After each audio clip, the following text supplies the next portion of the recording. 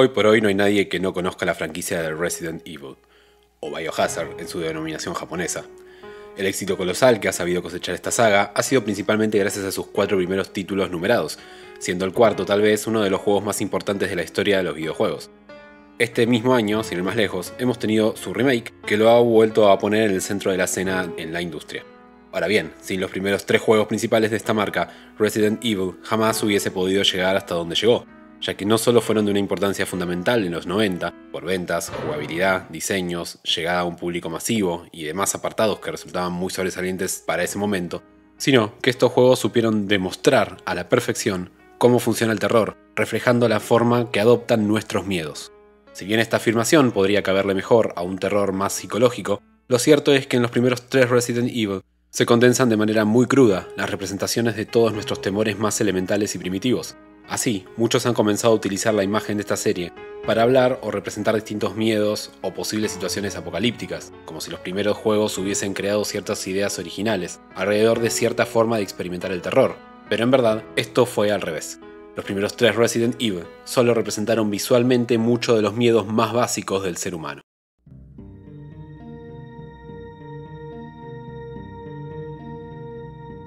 Para los estándares y la tecnología con la que contaban los juegos en los 90, los 3 primeros Resident Evil marcaron un antes y un después desarrollando ciertos elementos de terror.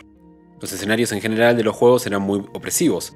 La cámara siempre dejaba espacios y lugares abiertos a la imaginación, generando tensión por lo que podría aparecer en cualquier esquina de la pantalla, y el primer Resident Evil fue el juego que acuñó y llevó a un nivel mucho mayor el término Survival Horror, enfatizando en la supervivencia y la gestión de recursos, a pesar de que técnicamente otros juegos también ya lo habían hecho antes, como Haunted House o Alone in the Dark.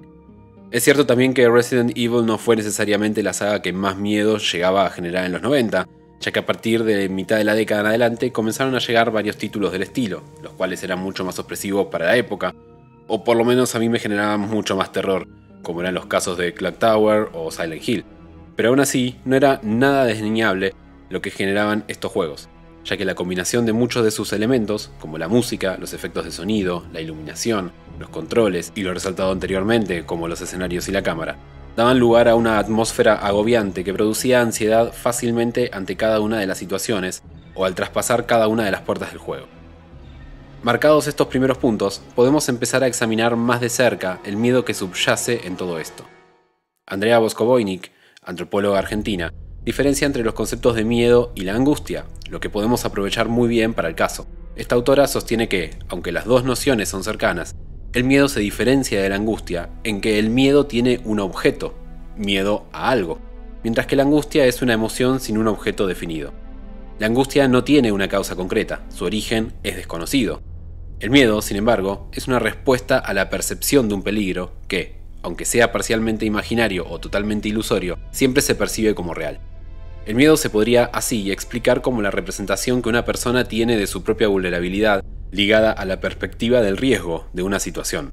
Otros juegos de terror, como los ya resaltados Silent Hill o Clock Tower, han coqueteado siempre con una línea muy fina entre el terror físico directo, pero también con un terror mucho más psicológico, propio del estilo japonés. Estos juegos suelen generar mucho más miedo a través de la angustia como causa última y más importante, produciendo inseguridades, paranoias y una distorsión entre lo real percibido y lo ilusorio. La causa de estos terrores, como remarca Boskovoynik, no tiene objetos del todo definidos, aun cuando se la quiera expresar en imágenes que la representen. Del otro lado, en los primeros Resident Evil, no encontramos nada de esto y todo se da en un ámbito más terrenal. El terror nos encara desde una perspectiva completamente directa y física. Encontramos así que el peligro que percibimos viene dado por la violencia que presenta esta situación, por estímulos externos que significan y le dan sentido a ese terror. La autora antes mencionada agrega que el miedo puede aparecer cuando se tiene una sensación de pérdida de control de los acontecimientos que nos suceden. Por lo tanto, el miedo está ligado a la sensación de vulnerabilidad frente a los peligros. Esta vulnerabilidad viene dada en este caso por sentirnos expuestos a una violencia desenfrenada de parte de los demás.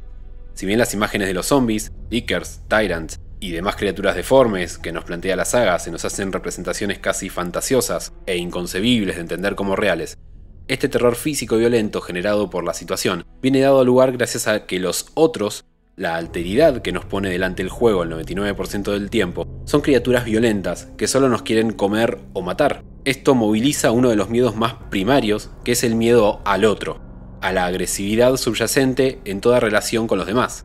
Edgar Morin, filósofo y sociólogo francés, explica cómo la gente desarrolla estrategias para mitigar y enfrentar este miedo hacia los demás, sobre todo a través de rituales en la vida cotidiana, como los saludos, la cortesía o la charla.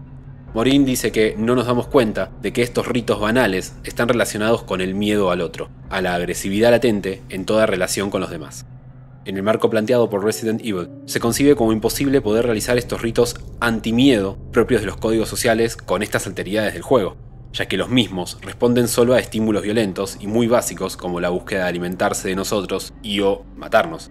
Esta característica del miedo está a su vez ligada directamente con otra muy primitiva y que se pone en juego la totalidad del tiempo en Resident Evil, que es precisamente el miedo a la muerte, el miedo al fin.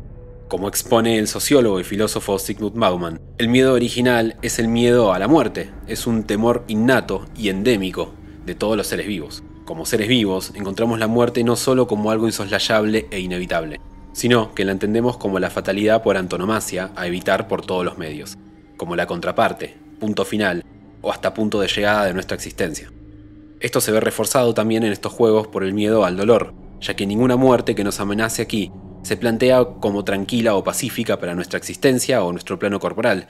Todas son potencialmente dadas por situaciones de desmembramientos, antropofagia o destrozos de todo tipo. Así también, encontramos que el otro motor asociado al terror es el miedo a lo desconocido.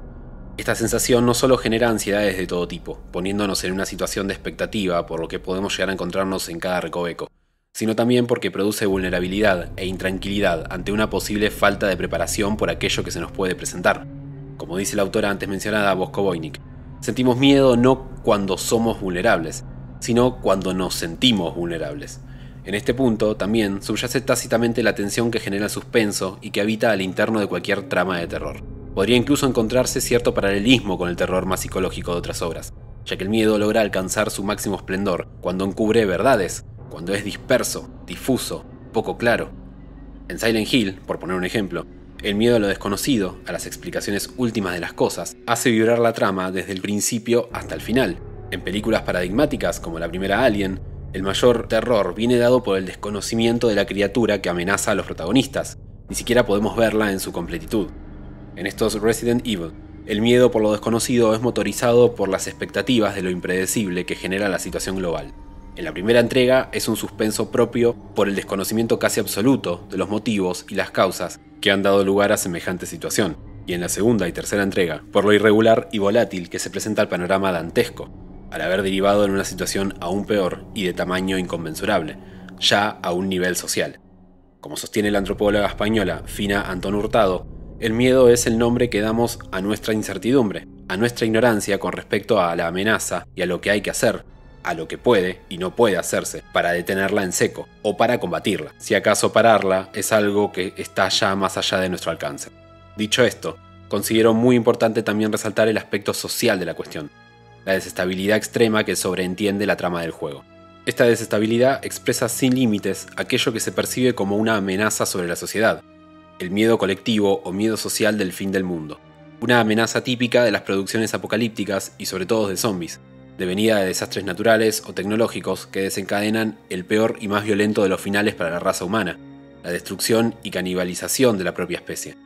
Como resalta la filósofa Denise Yodelet, la creencia del apocalipsis ha sido y sigue siendo un miedo que se reactiva por los temores indefinidos que genera el estado del mundo contemporáneo, es decir, el panorama de incertidumbre, violencia, cambios repentinos y situaciones emergentes e incontrolables suelen generar este tipo de temores y ansiedades apocalípticas en el imaginario social. Uno de los ejemplos más obvios y cercanos podría ser todo lo que ha conllevado la última pandemia de COVID-19, con efectos que por momentos han excedido a cualquier tipo de gestión y organización humana, con contradicciones y errores de todo tipo, aún hoy en nuestros días, en los que gozamos de muchísimos desarrollos tecnológicos para manejar determinadas situaciones. Y esto tiene relación directa con otro de los elementos fundamentales en el argumento que plantean estas primeras 3 entregas elementales de la saga. Me refiero a la corporación Umbrella. Allí encuentra un lugar ontológico de expresión todos los miedos que contiene Resident Evil.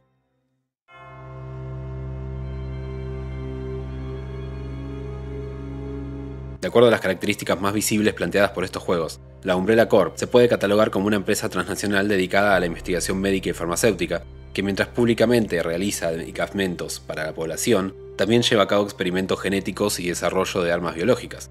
Cuenta con su propio ejército privado, y se sobreentiende que posee más poder que cualquier gobierno y rival comercial. Si bien este tópico no es exclusivo de esta serie, sí es verdad que antes de su primera entrega en 1996, era muy raro, o tal vez casi nulo, ver al responsable directo de este tipo de catástrofes y de la creación de zombies representado en una empresa, en una corporación empresarial, en la cual sería muy difícil asignarle culpas exclusivas a una o unas pocas personas por lo que se lleva a cabo en ellas. De buenas a primeras, así, se puede entender que este traspaso de la culpa a la codicia irrefrenable de las corporaciones o empresas representan el temor a la omnipotencia de las grandes transnacionales reales de nuestro mundo. Ahora bien, Umbrella no representa solo un miedo distinto más al cóctel de terror de Resident Evil, sino que aúna casi todos los miedos más fundamentales de estos títulos. Para comenzar, sus desarrollos y experimentos biológicos son la principal causa de la existencia de la plaga zombie y las monstruosidades de esta saga, lo cual es un reflejo directo de uno de los principales temores que se han disparado alrededor de la experimentación genética a partir de sus primeros desarrollos en la década de 1970. Dicho esto, es necesario aclarar que, en la realidad, históricamente los riesgos biológicos han demostrado ser mucho menores que los éticos.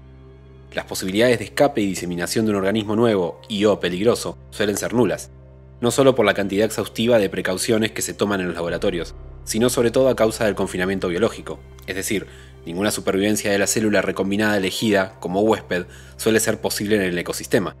Obviamente que siempre existe un porcentaje mínimo de posible desastre, pero aquí el problema mayor suele encontrar correlato en la parte ética de la cuestión. En línea con la deontología médica, cada desarrollo o investigación médica, biológica o genética debe ser juzgado por comisiones de ética en las que figuran médicos, biólogos y juristas, que tienen la responsabilidad de la decisión. Como resalta Jean-Claude Kaplan, bioquímico y biólogo molecular francés, en sus eventuales aplicaciones médicas, la ingeniería genética no escapa a esta regla, y las instituciones existentes en todos los países occidentales para tratar los problemas éticos inherentes a las nuevas terapias han de ser frecuentemente juzgadas caso por caso. El hecho de que Umbrella tenga la potestad y encubrimiento para llevar a cabo este tipo de investigaciones para nada éticas, ya sea de forma despótica, negligente o gracias a algún lobby con sectores de poder del gobierno, expresa tanto la preocupación y temor a lo desconocido por todo aquello que suele escapar al conocimiento público, como también el miedo a un otro, muy poderoso y con los medios tecnológicos en su poder, en este caso, a sus objetivos, y también que esas pretensiones representen una amenaza de muerte para los demás, es decir, también el miedo a la muerte. A partir de aquí, encontramos que explotan muchos focos alrededor de todos estos miedos condensados en Umbrella. El temor a los efectos producidos por jugar a ser Dios, aquello desconocido e inesperado que puedan llegar a generar con sus gestiones y con sus objetivos, el potencial fin de todo aquello que trae aparejado.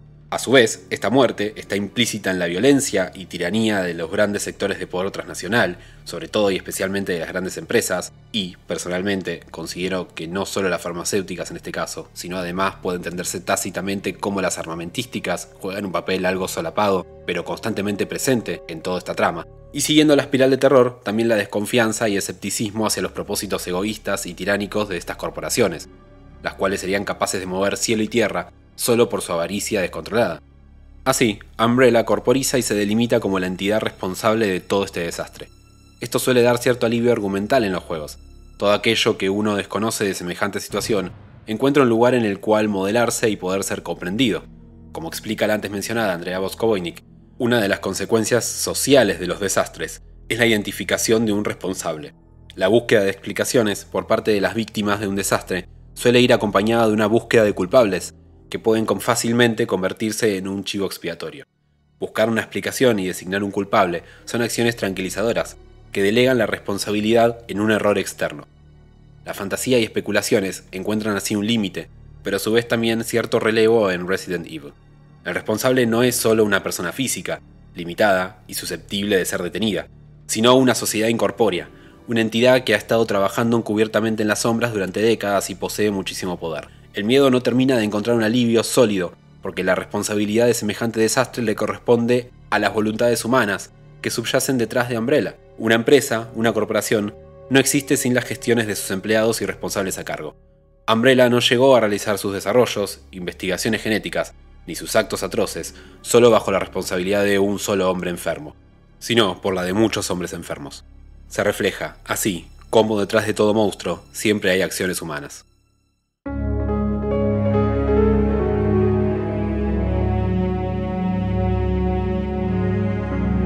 El miedo es cambiante, metamorfosea, adopta distintas formas. Pero además, tampoco es uno solo.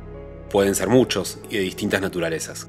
En Resident Evil, la espiral de miedos se sigue y se seguirá reproduciendo, porque depende de las voluntades y decisiones humanas, ya sean estas negligentes, dolosas o simplemente dementes o perversas. El miedo al otro da paso al miedo a lo desconocido de aquello que oculta y que se oculta, que a su vez da lugar al miedo a la muerte y al fin de la existencia, que al mismo tiempo genera el miedo paranoide al contacto y a los propósitos ajenos, y así la cadena vuelve a comenzar, sin fin. Más allá de ser juegos que por momentos planteaban una atmósfera totalmente opresiva, a veces con tono más maduro, dramático o serio, y otras veces tomaban formas más hilarantes y parecían obras semejantes al cine de clase B estadounidense, sobre todo el primer juego, lo cierto es que subyace por debajo un argumento bastante sólido en relación con el terror y los miedos más básicos del ser humano. Estos temores reflejan muy bien ciertas reacciones de hoy en día, por ejemplo, ante el avance de la inteligencia artificial o cualquier otro avance tecnológico. El problema siguen siendo las voluntades detrás de esos desarrollos. El escepticismo social que se levanta alrededor de los objetivos perseguidos por aquellos que cuentan con los medios tecnológicos para desarrollar y comercializar aquellos avances. Es el temor a lo impredecible y al alcance de la perversidad humana, a la traición a la vida misma y a los códigos sociales éticos más fundamentales. Aquellos aventajados, con los medios de desarrollo, producción y tecnológicos en su poder, siempre son un potencial peligro. La historia de la humanidad ya lo ha demostrado y lo sigue demostrando. En los primeros 3 Resident Evil, nadie expone los verdaderos objetivos perseguidos por los directivos o la junta de socios de Umbrella al desarrollar los T y G virus, ni ninguna de las atrocidades que llegan a realizar. Pero esto queda implícito en las interpretaciones del jugador, porque éste ya sabe que los intereses de poder, económicos y políticos justifican muchas cosas en el mundo real. Los lobbies, los sistemas corruptos y el capitalismo polarizante más descarnado dan lugar a que los objetivos, a que la búsqueda del fin, haga caso omiso de los medios. La imagen de Raccoon City, siendo volada por los aires del final de los juegos, no solo es un guiño a producciones estrafalarias estadounidenses, también es esto mismo, una metáfora bastante directa de que los sectores de poder colosos de nuestro presente, como son los gobiernos, la industria armamentística y las farmacéuticas, las grandes corporaciones transnacionales, serían capaces de cualquier cosa para justificarse o borrar pruebas. Así, uno de los motivos principales del éxito monumental de las primeras obras de Resident Evil ha sido por representar a la perfección cierta mirada atemorizada del imaginario social. Como resalta el sociólogo Frank Furedi, no es la esperanza, sino el miedo lo que excita y modela la imaginación cultural del inicio del siglo XXI. Un miedo, vale aclarar, enraizado en inseguridades y en la falta de contención, de lugares en donde encontrar garantías elementales para la vida. Como resaltaría Bosco Voynick, en tiempos de inseguridad y cuando el saber científico ya no proporciona respuestas tranquilizadoras, se movilizan todos los recursos interpretativos que ofrecen los sistemas de representación, creencias o los imaginarios sociales.